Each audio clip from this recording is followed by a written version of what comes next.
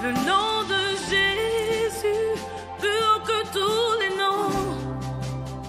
Alpha, Oméga, aucun nom n'est comme le sien.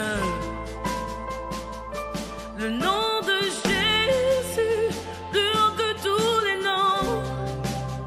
Alpha, Oméga, aucun nom n'est comme le sien. Soyez les bienvenus. D'accord. Bonne arrivée à vous tous. Nous vous remercions pour votre grand amour. Nous vous remercions également pour votre bonne volonté. Dieu sera toujours dans votre barque.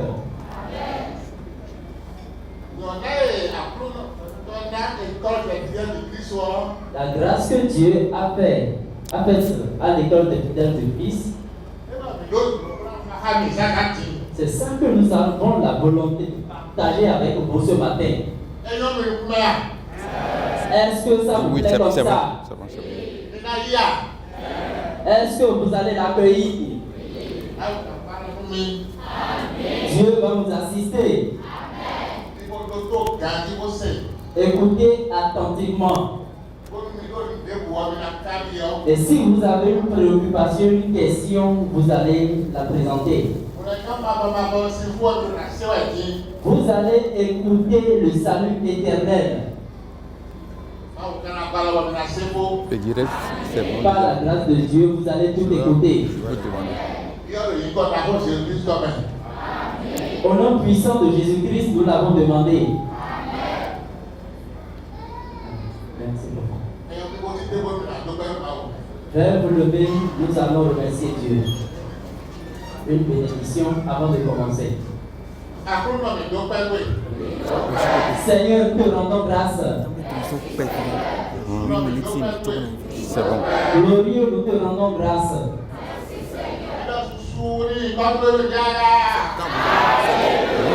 Nous disons gloire à ton nom, des cieux.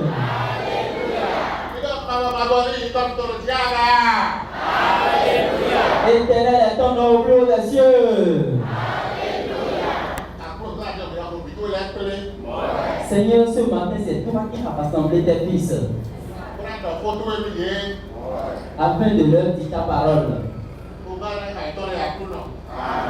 Assiste leur cœur, Seigneur. Garde leur conscience au sein de la salle, Seigneur. Permets-leur d'être attentifs à la parole.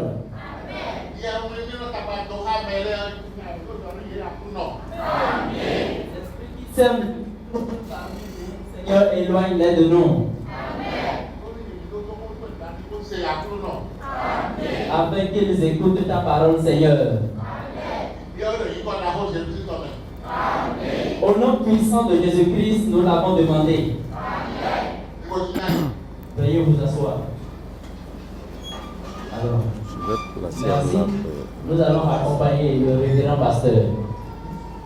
Et donc je me présente, moi je m'appelle Ignace Lokossi, c'est le frère Ignace Lokossi et mes contacts, c'est le 96 95 36 94. 96 95 36 94, c'est ça qui est en même temps mon contact WhatsApp. Mon adresse mail, sinon mon deuxième contact d'abord c'est le 65 47 86 18. 65 47 86 18. Mon adresse mail c'est lococom2000@yahoo.fr. Qu'est-ce que la religion? La Bible nous répond dans Jacques chapitre 1 verset 27, il est dit: la religion pure et sans tache devant Dieu notre Père consiste à visiter les orphelins et les veuves dans leurs afflictions et à se préserver des souillures du monde. La religion pure et sans tache devant Dieu notre Père consiste à visiter les veuves et les orphelins et à se préserver des souillures du monde. Cela veut dire que lorsque nous visitons les veuves et les orphelins, les malades, les personnes affligées. Nous sommes en train de pratiquer la religion. Mais là, je vais faire un petit point avant d'avancer. Ceux qui jettent des pièces à des malades, des estropiés dans les feux, attendent que Dieu leur pardonne leurs péchés. Là, ce n'est pas encore la religion. Je veux faire une nuance. C'est-à-dire, il est pécheur et il pense qu'en faisant ça, Dieu va lui pardonner. Il y a des personnes qui assistent des vœux. Et ces personnes, ils attendent quelque chose des vœux. Coucher avec la veuve, par exemple. Et là, ce n'est pas la religion non plus. C'est assister les vœux et les orphelins sans intérêt. Et aussi se préserver des souillures du monde. Et c'est pour cela que j'ai résumé en disant, visiter les vœux et les orphelins dans leurs afflictions, c'est l'amour pour les faibles. Mais en dehors de cela, il faut se préserver des souillures du monde. Et là, c'est la sanctification. C'est surtout pour cela que nous allons vous parler de la rédemption. C'est très important de se préserver du mal. C'est très important. Mais aujourd'hui, le mal est si poussé que nous commettons le mal tous les jours de notre vie. Et parfois, dans notre prière, on dit, Seigneur, pardonne-nous nos fautes conscientes et inconscientes. Donc, il y en a de conscientes, et on le sait, et on demande à Dieu aussi de pardonner les fautes inconscientes. Alors, la rédemption, c'est quoi? L'homme vit dans les problèmes et la misère. Mais ce n'est pas le plan de Dieu. C'est pour cela que le prophète Jérémie, dans sa lettre aux Israélites en captivité à Babylone, a écrit de la part du Seigneur. Dans Jérémie 29, verset 11 à 13, il dit, car je connais les projets que j'ai formés sur vous. Ce n'est pas Jérémie qui a dit, c'est le Seigneur qui l'a dit. Dit l'Éternel. Projet de paix et non de malheur, afin de vous donner un avenir et de l'espérance. Vous m'invoquerez et vous partirez. Vous me prierez et je vous exaucerai. Vous me chercherez et vous me trouverez. Si vous me cherchez de tout votre cœur. Jérémie chapitre 29, verset 11 à 13. Donc Dieu n'a pas prévu pour nous de rentrer dans notre chambre et de tuer les larmes avec le dos de la main. Ce n'est pas le plan de Dieu pour nous. Il n'est pas prévu pour nous que, après 2 ou 3 ans, après notre mariage, ce soit le calvaire pour chacun de nous de continuer dans ce ménage-là. Ce n'est pas le plan de notre Seigneur, ça. Dieu n'a pas prévu pour nous des enfants qui vont nous torturer, des enfants qui vont nous précipiter dans la tombe. Ce n'est pas le plan de Dieu. Mais c'est ce que nous vivons tous les jours. Et pourquoi est-ce que nous vivons comme ça? Pourquoi nous souffrons? Ésaïe a répondu, Dieu a répondu par la bouche d'Ésaïe en ces termes. Ésaïe 59, verset 1 à 2. Non, la main de l'Éternel n'est pas trop courte pour sauver, ni son oreille trop dure pour entendre. C'est clair. Dieu n'est pas sourd. Et ses mains ne sont pas courtes. Ah, mais c'est le même Dieu. Il faut amener au genou, il va nous mettre sur la tête. C'est notre philosophie à nous. C'est nous qui pensons cela. Dieu n'a pas ce plan pour nous. C'est Dieu qui s'occupe de tout le monde. Il ne regarde pas que moi. C'est pour cela que nous voulons l'aider parfois. Nos aides n'apportent rien dans notre vie. Jésus l'a dit. Les soucis du monde n'ajouteront pas une seule seconde à notre espérance de vie. Donc, la main de Dieu n'est pas trop courte pour nous sauver, ni son oreille trop dure pour nous entendre. Mais ce sont vos crimes qui mettent une séparation entre vous et votre Dieu. Ce sont vos péchés qui vous cachent sa face et l'empêchent de vous écouter. Je suis en train de parler comme ça de la prière. Cela veut dire que tant qu'il y a une séparation entre nous et Dieu, de par nos crimes, nous allons crier. Mais notre voix ne portera même pas trop loin. Parce que quand je vais crier ici, dans le marché des pauvres, on ne m'entendra même pas. Alors que Dieu n'est pas là. Il est bien plus loin que ça si je continue de pécher. C'est pour cela qu'on nous a dit, sa main n'est pas pour nous sauver, son oreille n'est pas trop dure pour nous entendre. Ce sont les crimes qui mettent une séparation entre nous et notre Dieu. Imaginez un instant que ces derniers temps, on a commencé par parler de parents 1 et parents 2. Vous comprenez ce que c'est? Parce que des personnes du même sexe ont commencé par faire mariage aujourd'hui. Des mariages contre nature, Romains 1, 27. Donc il n'est pas possible pour eux d'avoir des enfants, parce que Dieu n'a pas prévu des enfants entre hommes. Il n'a pas prévu des enfants entre femmes. Voilà qu'il y a des mariages qui se font officiellement. Alors ces personnes sont obligées d'adopter des enfants. Dans le papier de naissance des enfants, on met le nom du père, et le nom de la mère. C'est ça on met, non? Voilà que c'est deux hommes. Qui sera la mère? Qui sera le père?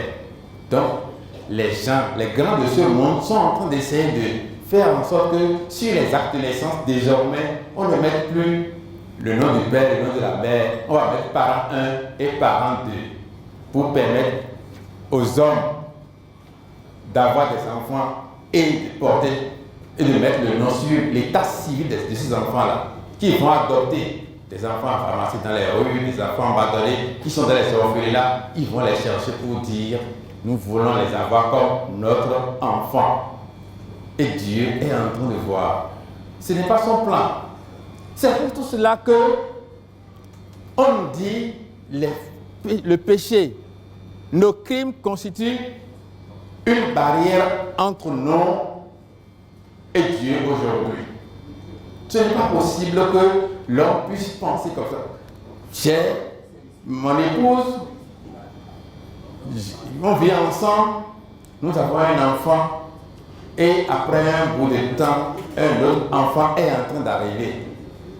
On dit, je ne suis pas encore prêt pour avoir un deuxième enfant. C'est-à-dire, c'est comme si c'est moi qui décide.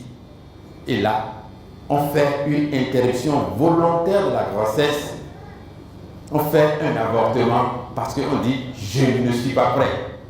Alors que Dieu ne nous a pas donné cette faculté de décider d'être prêt ou non de la naissance d'un enfant ou non. Et c'est comme ça que entre l'homme et Dieu, il y a quelque chose qui se passe, qui empêche que les prières soient entendues, que la main de Dieu se porte sur nous. Pour changer la situation de séparation, Dieu a fait une promesse. Il a dit, par la bouche du prophète Ézéchiel, je vous retirerai d'entre les nations, je vous rassemblerai de tous les pays et je vous ramènerai dans votre pays. Je répandrai sur vous une eau pure et vous serez purifiés. Je vous purifierai de toutes vos souillures et de toutes vos idoles. Je vous donnerai un cœur nouveau.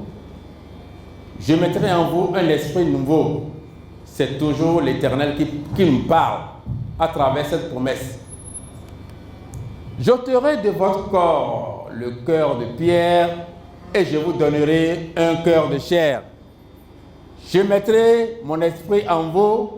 Je ferai en sorte que vous suiviez mes ordonnances et que vous observiez et pratiquiez mes lois. Vous habiterez le pays que j'ai donné à vos pères. Vous serez mon peuple, je serai votre Dieu. Je vous délivrerai de toutes vos souillures. J'appellerai le blé. Je le multiplierai. Je ne vous enverrai plus la famine. Ézéchiel chapitre 36, versets 24 à 29. C'est la promesse de Dieu. Il a dit, je vous retirerai des nations. Cela veut dire que les nations dans lesquelles nous sommes et le péché fait partie de notre quotidien. De tous les jours, nous avons de l'amour pour le péché. J'étais en poste à Grand Popo dans mon service de cette époque. La serrure de ma porte est gâtée. J'ai dit au propriétaire, je vais à Cotonou, j'achète une autre serrure que je vais enlever de ton loyer. Il est d'accord. J'achète la serrure chez un marchand. Je lui ai dit, donne-moi un reçu. Il m'a dit, je mets combien sur le reçu? C'est la question qu'il m'a posée. Donc, il sait que je vais aller montrer le reçu à quelqu'un, c'est sûr. Et parce que je vais aller montrer ça à quelqu'un, pour la plupart des gens qui demandent reçu, on fait de la surfacturation. C'est l'habitude du monde, ça. Et c'est pourquoi il m'a demandé, je mets combien sur le reçu? J'ai dit, tu m'as vendu à combien? Ce pauvre propriétaire qui s'est débrouillé pour construire une maison afin de jouir de ses biens dans ses vieux jours. En ce moment-là, j'avais à peine, je dois avoir moins de 30 ans en ce moment-là encore. Moi, jeune, moins de 30 ans, je vais commencer par lui voler 1000 francs, 1500 ou je ne sais même pas combien, ou 2000. C'est de l'argent de malheur. Mais on ne le savait pas. On pense qu'on est en train de devenir riche. Il faut que nous soyons retirés de ce monde-là. Et là, il a dit, lorsque je vais vous retirer du monde, je verserai sur vous une eau pure et vous serez purifiés. Oui, je vous purifierai de toutes vos souillures et de toutes vos idoles. Parce que nous avons des souillures, mais nous avons aussi des idoles. L'idolâtrie, c'est le fait que le matin, lorsque nous nous levons, nous pensons que lorsque nous rencontrons un homme, cela nous porte bonheur et que c'est une femme qui nous porte malheur.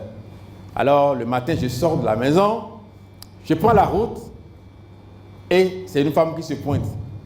Je me retourne, je rentre dans la maison pour qu'elle passe d'abord.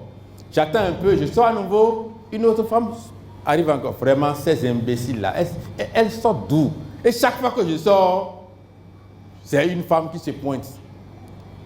Des innocentes qui ne m'ont rien fait, je commence par les insulter, je commence par les maudire, simplement parce que dans ma tête, c'est un homme qui me porte bonheur, et même des chrétiens sont esclaves de ces genres d'idoles. Il faut que nous soyons purifiés de ces idoles. De nos souillures également, nous avons besoin d'être purifiés. Mais en dehors des souillures, il dit, je vous donnerai un cœur nouveau. Je suis tout sur la rédemption. Cela veut dire que notre cœur que nous avons autrefois sera remplacé par un cœur nouveau. Je mettrai en vous un esprit nouveau. J'ôterai de votre corps le cœur de pierre. Je vous donnerai un cœur de chair. Donc en nous, avant la rédemption, c'est un cœur de pierre. Nous savons ce que nous faisons tous les jours. Nous sommes conscients que c'est mauvais. Mais on s'entête, on maintient le mal que nous faisons tous les jours. Nous avons du plaisir à le faire. Et de la sorte, nous avons des problèmes tous les jours. On a des difficultés. On ne s'en sort pas. Je disais tout à l'heure, le péché est notre partage. J'avais été affecté dans mon service, j'avais été affecté à Parakou en 2003. J'ai travaillé ici, dans cette ville-là, pendant 14 ans et demi, avant d'être retourné à Cotonou. À mon arrivée à Parakou, j'avais un collaborateur qui a voulu sympathiser avec moi. J'étais dans une maison où j'étais seul, une maison qui avait été mise à ma disposition par un frère de notre communauté. J'étais seul dans la maison. Et le collaborateur est venu me voir une ou deux fois, je ne me rappelle plus combien. Et un jour, il m'a dit, chef, je vais vous trouver une jeune Bariba. Parce que selon lui, quand j'ai été affecté à Parakou, je suis seul ici, à Parakou, mon épouse est à 400 km à Cotonou, j'ai besoin d'une compagnie. Selon les hommes, n'est-ce pas? Et il veut m'aider. J'ai dit, je vais en faire quoi?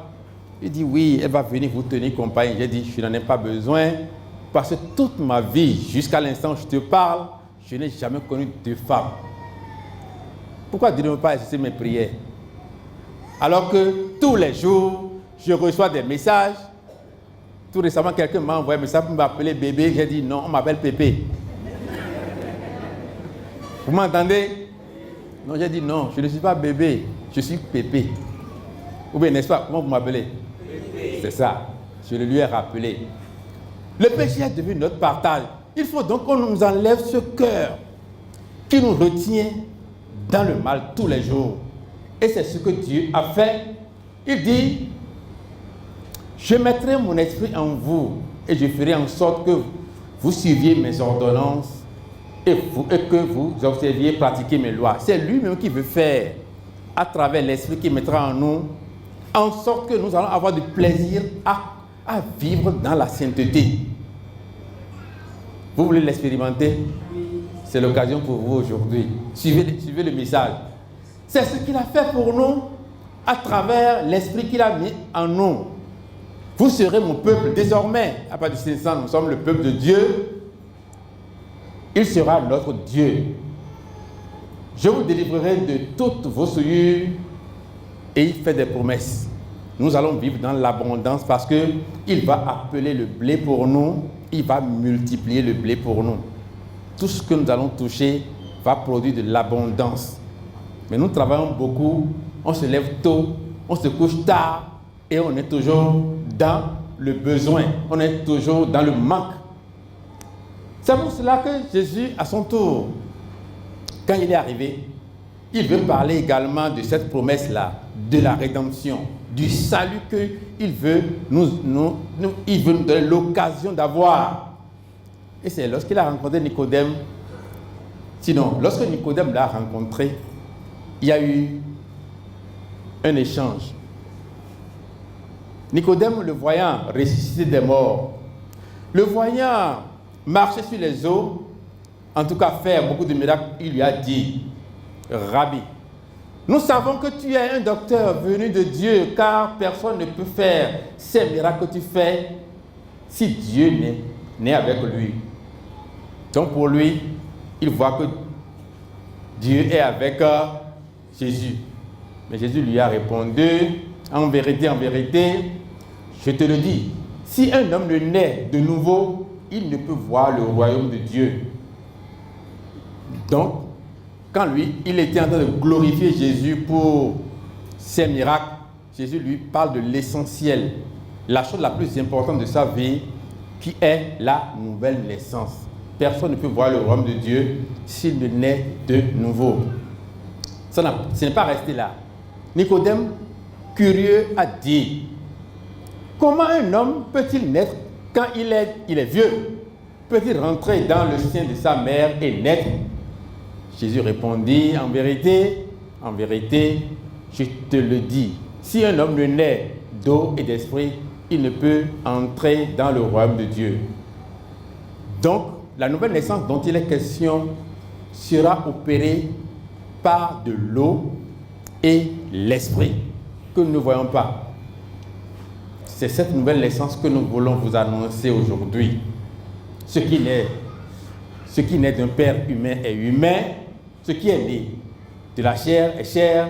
Ce qui est né de l'esprit est esprit. Jean 3, versets 4 à 6. Leur entretien n'est pas fini. Un peu plus loin encore, Jésus a donné une précision par rapport à la nouvelle naissance. Parce qu'il a parlé de l'eau et de l'esprit. L'eau là va venir comment? Il a dit. Et comme Moïse éleva le serpent dans le désert, il faut de même que le Fils de l'homme soit élevé, afin que quiconque croit en lui ait la vie éternelle. Jean chapitre 3, verset 14. Cela veut dire que la nouvelle naissance dont on nous parle, qui doit provenir de l'eau et de l'esprit, doit avoir un rapport avec la croix. Parce que dans le désert, les enfants de Dieu, les Israélites ont été rebelles. Ils ont commencé par insulter Moïse. Pourquoi tu nous as fait sortir d'Égypte, un pays où il y a de l'abondance, et nous allons mourir dans le désert? Dieu, dans sa colère, il l'a toujours. Cette colère-là, c'est réservé pour un jour, mais il l'a toujours. Et c'est pour l'éviter que nous sommes là. Dieu, dans sa colère, a permis que des serpents rentrent dans ce peuple-là et commence par les mordre. Et ils ont commencé par mourir.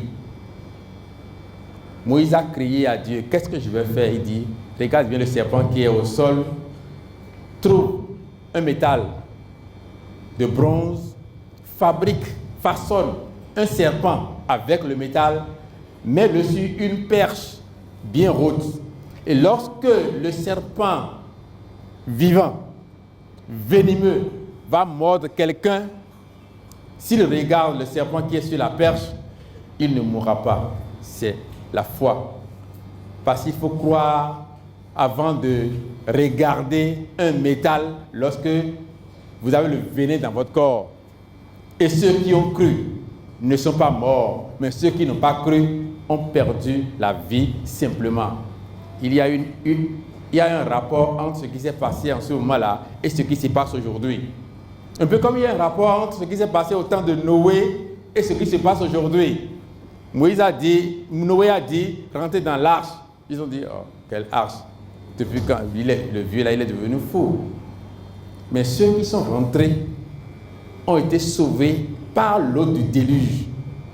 L'eau du déluge n'a pas touché leur corps. Tous ceux qui sont immergés sont morts. Je suis en train de citer comme ça. 1 Jean chapitre 3. Non, 1 Pierre, pardon. 3, du verset 18 vers le verset 21. Tous ceux qui sont touchés par l'eau sont morts. Mais ceux qui ne sont pas touchés, parce qu'ils ont cru, ils ont eu la vie. Cette eau est une image du baptême qui nous sauve maintenant. 1 Pierre 3, verset 21. Et nous l'écrivons parfois sur les livres de baptême. Mais il faut les effacer parce que vous allez comprendre tout à l'heure pourquoi. Alors, Jésus a promis une nouvelle naissance avec de l'eau et l'esprit. Mais Dieu dit, je verserai sur vous l'eau pure qui vous purifiera de vos souillures, de vos idoles. Les Israélites ont été rebelles et des serpents sont venus les tuer. Les hommes d'aujourd'hui sont rebelles aussi. Nous sommes rebelles parce que nous pensons que notre épouse que nous avons épousée, nous avons prise dans notre jeunesse, quand on n'avait rien là. Maintenant, quand on commence à avoir de l'argent et on a une voiture, on dit, cette femme ne peut pas rentrer dans ma voiture. Elle ne mérite pas. On trouve la femme belle qui peut maintenant vivre la vie que nous menons. Et Dieu est là, il voit.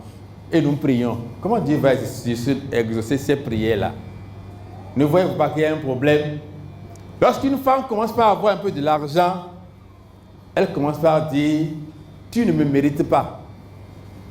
Cette personne qui t'a mérité, avec qui tu as eu peut-être 2 ou 3 enfants, à partir d'un moment donné, il ne te mérite plus.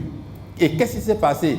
Parce que Dieu t'a béni. Ou bien parce que ta peau est toujours propre. Et quand tu sors, des hommes te disent, tu es belle madame. Et tu penses que si tu quittes ton mari là, il t'attend dans le coin de la rue pour te prendre en mariage. Ce n'est pas vrai. Il ne faudrait pas te laisser aller à cela. C'est comme ça que nous sommes séparés de Dieu aujourd'hui. Et comment nous sommes sauvés maintenant? Dieu a accompli la promesse qui est faite depuis Ézéchiel dans le livre de Jean chapitre 19 verset 34. Qu'est-ce qui s'est passé avant qu'on ne cite ce verset? C'était au moment où Jésus a fini sa mission. Les hommes ont décidé de mettre la main sur lui. Ils l'ont arrêté. Ils l'ont mis à la croix. Et c'était un vendredi. Le samedi, c'était le sabbat. On ne travaille pas. Donc, on ne peut pas faire un enterrement ce jour-là. Alors, qu'est-ce qu'il faut faire? Il faut faire quelque chose pour que les personnes qui sont à la croix, Jésus au milieu et 2 malfaiteurs, l'un à droite et l'autre à gauche, puissent mourir avant le sabbat, le jour où on ne doit pas travailler. Et qu'est-ce qu'ils ont fait? Ils ont demandé la permission pour aller leur briser les os. Ils ont brisé les os du premier et du deuxième et ils sont arrivés sur Jésus au milieu. Lui, il est déjà mort. Alors qu'est-ce qu'ils ont fait? Jean 19, verset 34. Mais un des soldats lui perça le côté avec une lance et aussitôt il sortit du sang et de l'eau. Celui qui l'a vu en a rendu témoignage et son témoignage est vrai. Il sait qu'il dit vrai afin que vous croyiez aussi. C'est capital. Ils lui ont percé le côté, c'est facile, mais il y a un miracle qui s'est produit. Il y a eu du sang et de l'eau qui étaient versés. Normalement, si on perce le côté à quelqu'un qui est déjà mort, on ne peut pas avoir du sang et de l'eau. Non, mais chez lui, on a vu du sang et de l'eau qui ont coulé. Celui qui a vu en a rendu témoignage et son témoignage est vrai. Et plus encore, lui, c'est qu'il dit vrai pour que toi et moi, on croit en cela. Donc, c'est quelque chose qu'il faut croire. Si jusqu'à ce matin, vous n'avez pas encore eu l'occasion de croire à l'eau, parce que beaucoup croient déjà au sang, à leur manière également, ce matin, cette conférence vous donne l'occasion de croire en cette eau-là, parce qu'elle a opéré quelque chose dans notre vie de chrétien. Qu'est-ce que ces éléments-là ont fait dans notre vie? Le sang sorti du côté de Jésus était le sang qui doit consacrer la nouvelle alliance. Nous y croyons pratiquement tous. Et c'est pour cela que lorsque quelqu'un se lève et dit « Sang de Jésus, sauve-moi », on plonge la route, le véhicule, tout ce qu'on a dans le sang. On se lève le matin, on dit « Je plonge ma journée dans le sang. Je plonge mon lit dans le sang. » Mais la Bible n'a pas encore dit ça. Et elle ne le dira pas. C'est le sang qui consacre la nouvelle alliance. Ce sang doit permettre la réconciliation entre les hommes et Dieu. La Bible a dit, mais si nous marchons dans la lumière, comme il est lui-même dans la lumière, nous sommes mutuellement en communion et le sang de Jésus, son Fils, nous purifie de tout péché. Donc, la condition est que nous devons d'abord marcher dans la lumière. Et marcher dans la lumière, c'est comme Dieu lui-même est dans la lumière. Ce n'est pas à notre manière, à nous. Non. Nous pensons que, je ne sais pas, regardez un peu dans vos portables. Est-ce que vos épouses peuvent voir tous les numéros que vous avez dans vos portables? Point d'interrogation. Et pourquoi elle ne peut pas voir? Pourquoi il y a des numéros sur lesquels on a mis Cristiano Ronaldo? Pourquoi est-ce qu'il y a des numéros sur lesquels on a mis des noms fantaisistes? Dans certains portables, il y a des images masquées avec code. Mais ton code n'empêche pas Dieu de voir ces images-là. Donc ce que tu as caché aux hommes, Dieu le voit. Et ce sont ces choses-là qui te séparent de Dieu. Pourquoi tu l'as caché? Parce qu'on ne peut pas voir. Mais ce on-là, c'est toi. Non, ce on-là, c'est nous, les hommes. Il y a quelqu'un qui dépasse ton code.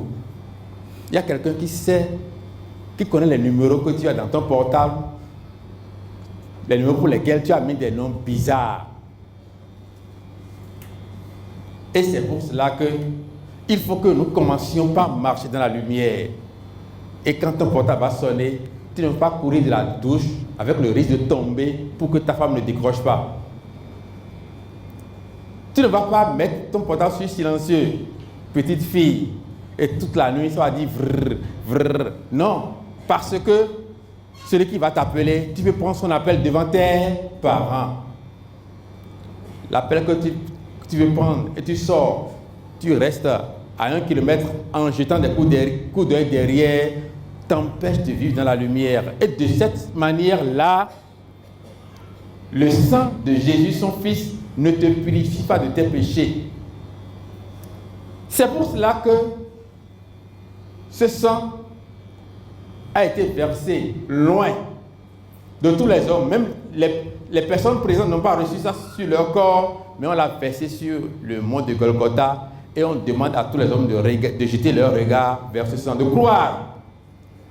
La Bible dit encore, car si le sang des taureaux et des boucs et la cendre d'une vache répandue sur ceux qui sont souillés, sanctifie et procure la pureté de la chair, combien plus le sang du Christ, qui par un esprit éternel s'est offert lui-même sans tâche à Dieu, purifiera-t-il votre conscience des œuvres mortes afin que vous serviez le Dieu vivant. Donc ce sang a purifié les consciences des œuvres mortes.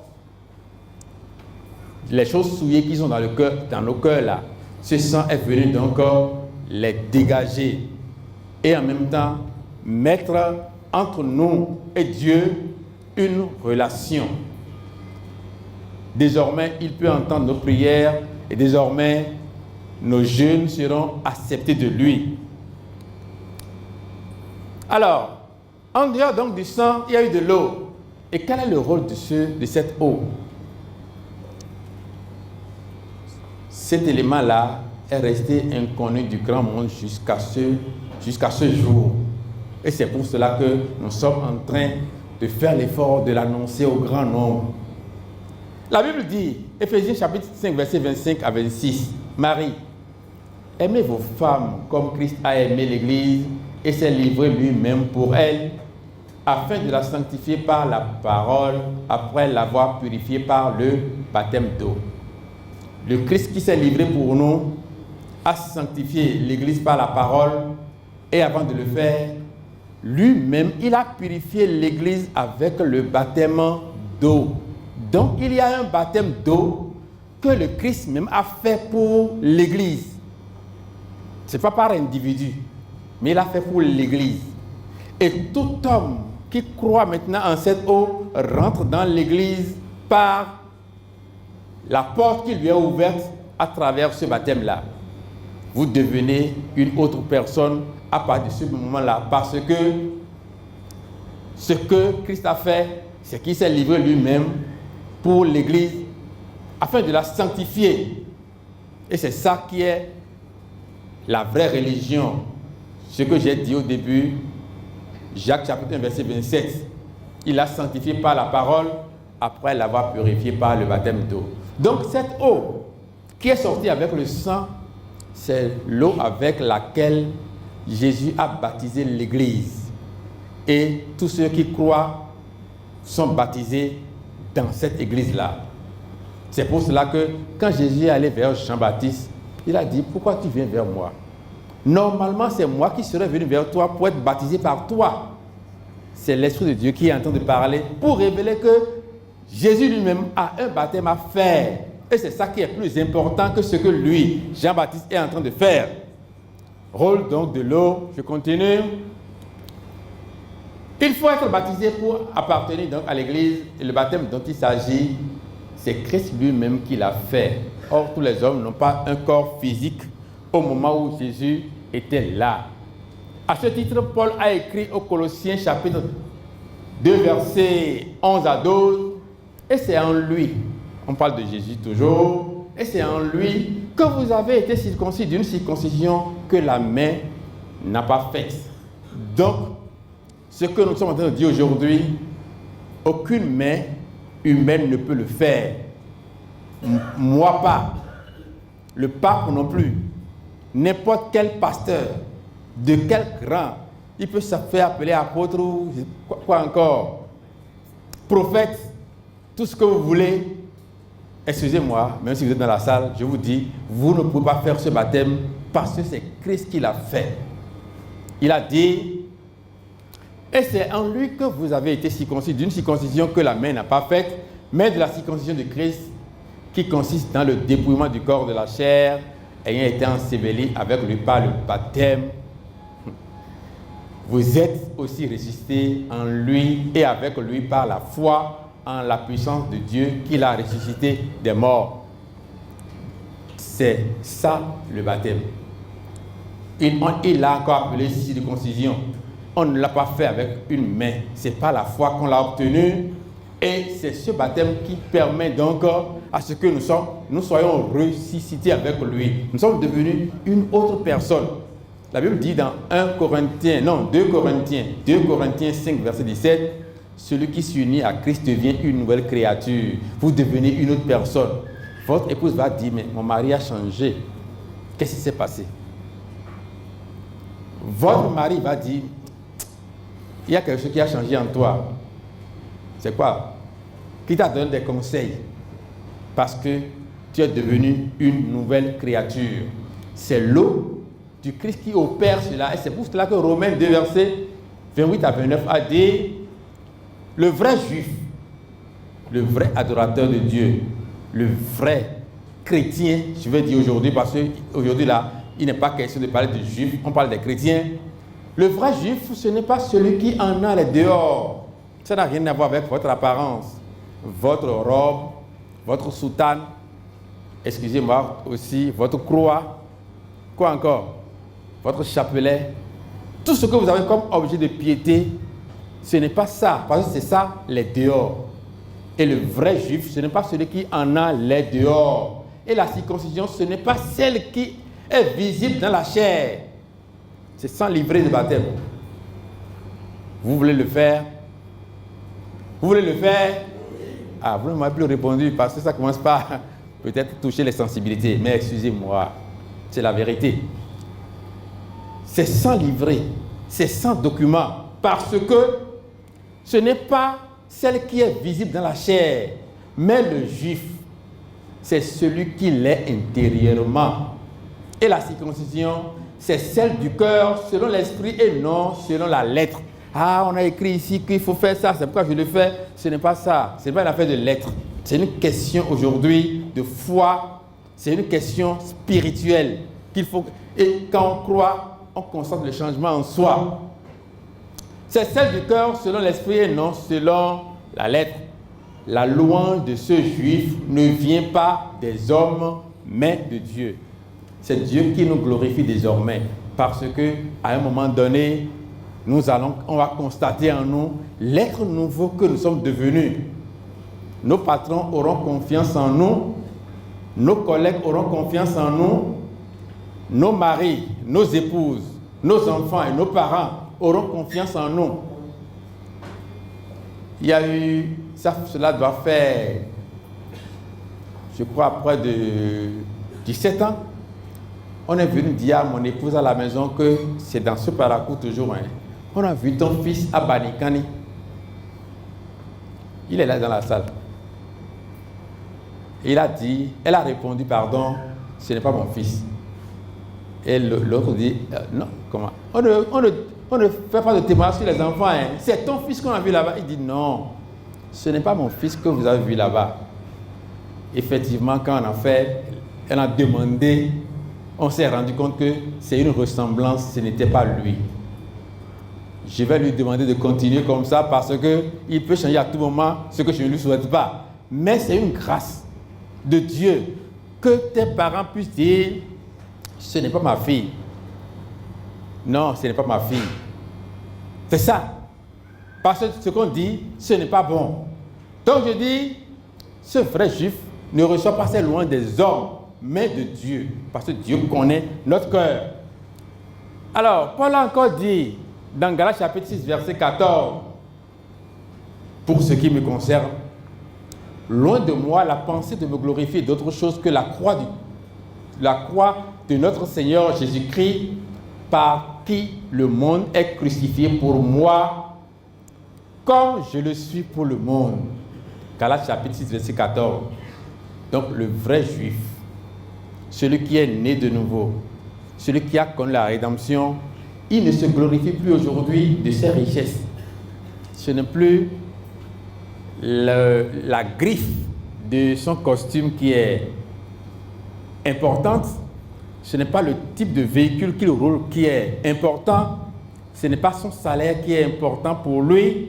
Mais ce qui est important pour toi aujourd'hui, ce serait que tu as une relation avec ton Dieu, de sorte que quand tu vas l'appeler une fois, il va répondre cette fois comme il a promis dans Deutéronome chapitre 28. Il veut le faire encore. Ce qu'il veut faire, ce qu'il a promis, il va le faire. Et aujourd'hui, tu as l'occasion de savoir comment le recevoir. Donc le vrai juif, ce n'est pas celui qui a l'apparence, ce n'est pas celui qui se glorifie de son titre en tant qu'homme de Dieu, prophète, apôtre, Et quoi encore? Ce n'est pas ça. C'est pourquoi je me fais toujours appeler frère Ignace, c'est mon nom. Il faut mieux que tu restes à cette étape-là et qu'entre toi et Dieu, il y ait une bonne relation. Mais pour qu'il y ait cela, il faut que ce qui te sépare de Dieu soit enlevé. Et c'est ce que Jésus est venu pour faire. Car ce qui est important n'est pas la circoncision physique ou même le baptême physique. Et Paul a encore ajouté, car ce n'est rien que d'être circoncis ou incirconcis. Ce qui est quelque chose, c'est d'être une nouvelle créature. Ça, c'est bon. Est-ce que vous ne voyez pas que être une nouvelle créature réellement, c'est avoir une autre vie? Tout ce que tu vas toucher va prospérer parce que Dieu l'a promis. Mais tu cours dans tous les sens, tu fais beaucoup d'activités parce qu'une seule activité ne te suffit plus, mais tu es toujours endetté. Toujours. Parce que cela ne suffit jamais. Tout ce que tu gagnes, tu dépenses et les problèmes demeurent. C'est pourquoi je dis souvent quelque chose. En réalité, pour devenir riche, ce n'est pas gagner beaucoup d'argent, mais que l'argent que vous gagnez là soit béni. Là, ce que vous gagnez va suffire pour vos besoins et vous allez faire encore économie. Donc vous allez avoir peut-être 30 000 francs comme salaire et celui qui gagne 300 000, ça veut dire 10 fois votre salaire, viendra passer de l'argent chez vous et ne remboursera pas encore. Parce que quand il prend les 300 000, il y a des problèmes de santé, des problèmes bizarres, tout ça là, qui l'attendent. Un de mes collaborateurs m'a dit un jour, mon chef doit être riche parce que quand il prend son salaire, il ne va pas en boîte, il ne cherche pas les femmes. Quand il donne à manger à sa femme, tout le reste c'est économie. Donc il sait ce qui lui fait, ce qui lui crée des problèmes afin que son salaire ne lui suffise pas. Donc je disais, ce n'est rien d'être circoncis ou incirconcis. Ce qui est quelque chose, c'est d'être une nouvelle créature. Paix et miséricorde sur tous ceux qui suivront cette règle. Vous avez vu sa prière? Paix et miséricorde sur qui? Sur ceux qui suivront cette règle. Et cette règle vient de la nouvelle naissance, de la rédemption. Paix et miséricorde sur tous ceux qui suivront cette règle et sur l'Israël de Dieu. C'est ce peuple qui constitue l'Israël de Dieu. Et vous êtes appelés aujourd'hui à rentrer dans ce peuple-là. Dans 1 Jean chapitre 5, versets 6 à 9, il est écrit, « C'est lui, Jésus-Christ, qui est venu avec de l'eau et du sang, non avec l'eau seulement, mais avec l'eau et avec le sang. Et c'est l'Esprit Saint, c'est l'Esprit qui rend témoignage. Donc il est venu avec l'eau et avec le sang. Et la personne qui rend témoignage, et nous allons croire aujourd'hui, c'est l'Esprit Saint. Car l'Esprit est la vérité. Il y a trois qui rendent témoignage. L'Esprit, l'eau et le sang. Et les trois sont d'accord. Il faut prendre le sang qui est sorti du côté de Jésus. Il faut prendre l'eau qui est sortie du côté de Jésus et l'Esprit. Les trois seront d'accord. Mais le sang de Jésus, l'eau du baptistère, l'eau de l'Okpara, l'eau de notre cours d'eau, dans lequel nous plongeons les gens, plus l'Esprit, les trois ne seront pas d'accord. Parce que Dieu a envoyé le sang du sacrifice pour le pardon des péchés, mais il l'a accompagné en même temps avec l'eau qui doit servir à notre baptême. Parce qu'il sait que l'eau qui est sur le sol, c'est de l'eau souillée. C'est cette eau que Dieu a habillée, c'est à cette eau que Dieu a donné un corps avec le sang. Et c'est lui, Jésus, qui est venu avec le sang et l'eau pour accomplir cette œuvre. Car il y en a trois qui rendent témoignage, l'Esprit, l'eau et le sang. Et les trois sont d'accord. Si nous recevons le témoignage des hommes, le témoignage de Dieu est plus grand, car le témoignage de Dieu consiste en ce qu'il a rendu témoignage à son Fils. C'est ce qu'il a fait pour nous.